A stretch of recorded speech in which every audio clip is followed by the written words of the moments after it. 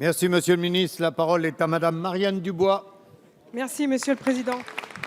Monsieur le Premier ministre, alors que nous nous apprêtons à commémorer la fin des combats de la Première Guerre mondiale, je voudrais attirer votre attention sur les difficultés financières que rencontrent aujourd'hui nos associations d'anciens combattants. En supprimant la clause de compétence générale, la loi NOTRe est venue limiter le financement de ces associations par les départements, ce qui compromet sensiblement leur équilibre. L'article 104 de la loi énumère par ailleurs les compétences partagées possibles dans un certain nombre de domaines, au rang desquels ne figure pas le soutien aux associations d'anciens combattants. Perpétuer une aide annuelle en fonctionnement purement administratif aux associations d'anciens combattants ne paraît donc plus légalement possible. Ici, nous avons affaire à un antagonisme entre le légal et le légitime. D'un côté, une loi qui interdit une subvention annuelle de fonctionnement au profit d'associations d'anciens combattants à qui nous devons notre liberté. De l'autre, la légitimité d'une reconnaissance éternelle à nos soldats morts pour la France. D'un côté, le risque d'attribuer de manière hétérogène une aide illégale. De l'autre, le devoir de mémoire au moment où même nous commémorons le centenaire de la guerre 14-18.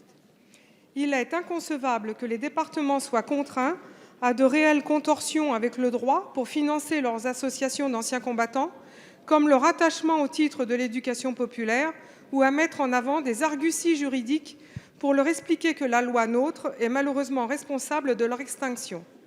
Ainsi, Monsieur le Premier ministre, confirmez-vous votre volonté, à travers la loi NOTRe, d'interdire aux départements d'entretenir le devoir de mémoire par leur soutien aux associations d'anciens combattants? Je vous remercie. Merci, Madame. La parole est à Monsieur Jean-Marc Todeschini, secrétaire d'État chargé des anciens combattants et de la mémoire.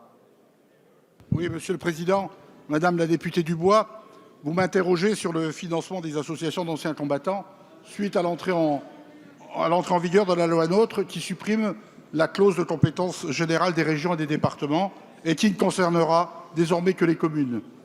Je connais l'inquiétude qui pourrait naître dans le monde associatif combattant. Néanmoins, faut-il polémiquer sur un sujet comme celui-là? À ce jour, mon ministère n'a pas été sollicité directement sur ce sujet. En ce qui concerne l'action que je mène au sein de ce ministère, je souhaite vous rassurer et rassurer l'ensemble du monde combattant, qui, eux, ne sont pas pour le moment affolés. Nous continuerons à financer les associations dans les mêmes termes que jusqu'alors.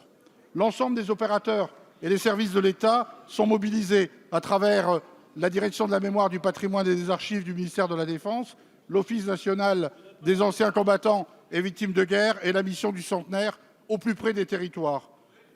Nous soutiendrons, comme nous l'avons toujours fait, les projets associatifs, qu'ils concernent des actions mémorielles ou l'action sociale envers les anciens combattants, et notamment les plus démunis. Vous savez combien la transmission des valeurs républicaines et de toutes les mémoires vers les plus jeunes citoyens de demain sont importantes. Nous avons fait de cet enjeu de transmission un enjeu de notre action. Je voudrais vous signaler tout simplement que le ministère de la Défense finance tous les projets pédagogiques qui lui sont soumis. Et à titre d'exemple, en 2015, je vous dirai tout simplement que le ministère de la Défense a versé près de 4 millions d'euros de fonctionnement aux associations. En tout cas, le gouvernement est attentif aux actions du monde combattant, à ceux, et vous l'avez dit à juste titre, à qui nous devons nos libertés. Et je suis sûr que les associations d'anciens combattants continueront à jouer leur rôle malgré le changement du mode de financement. Je vous remercie.